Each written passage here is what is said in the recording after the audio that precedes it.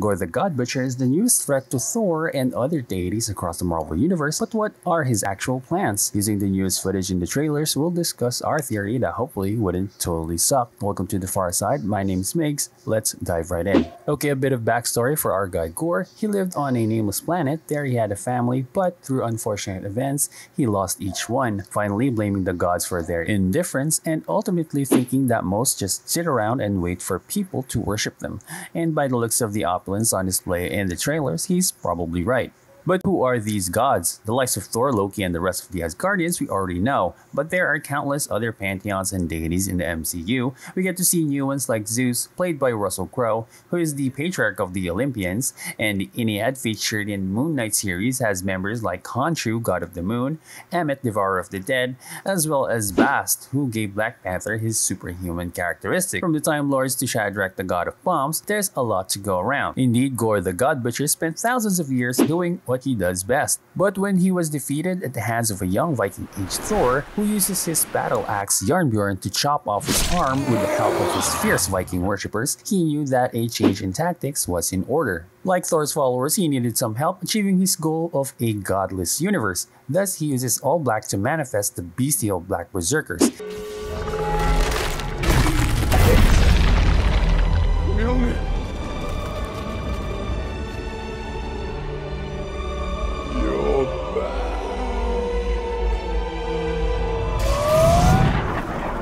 These creatures are able to fight gods in equal terms, and Gorr has legions of them.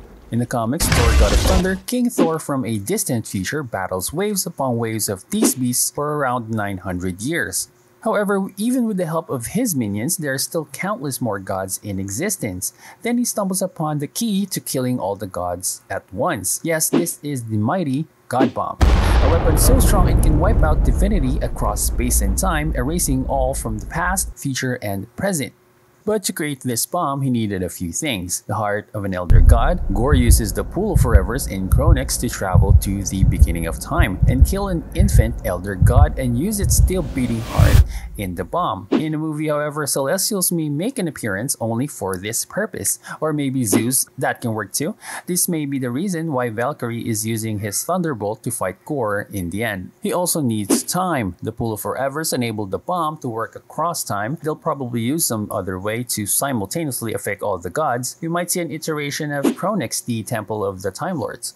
They also mentioned something about the Shadow Realm, which may be a deep cut of the parallel dimension ruled by Warlord Ka, which Gorr uses to travel in and out of places, much like Wanda in Multiverse of Madness, using mirrors and reflective surfaces to traverse dimensions. He also mentioned he needed a moon or two. Well, we don't think it will be the Earth's moon. It would make more sense if it's somewhere it can do the most damage. The central orb of Omnipotence City depicted in the comics was changed to a yellow star in the movie, but we believe it will still be hollow and may contain the temple with all the statues of the celestial beings inside. As you can see, Jane enters the temple using the Pegasus, a fire gateway opens. This might be the corona surrounding the orb in the trailers. Gorr consumed the star during his battle with 3 Thors, and we theorize he will do the same here, corrupting the orb and the city with his shadow. The governing parliamentary body of the gods convened in Omnipotence City, which is described as a place of divine fellowship created by the Lords of Dawn, the first elder gods. But instead of this just being a hangout spot, we believe it to be the nexus of all the god realms,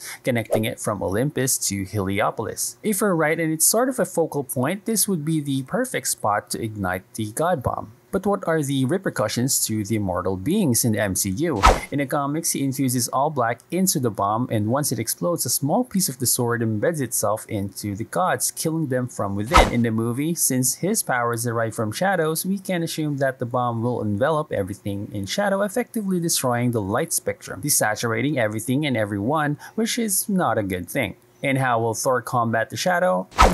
They're in the Shadow Realm. How'd you know? The atmosphere there has a darkness like no other. It's as if color fears to tread. It's unmistakable. Well then, if it's color we need, let's bring the rainbow.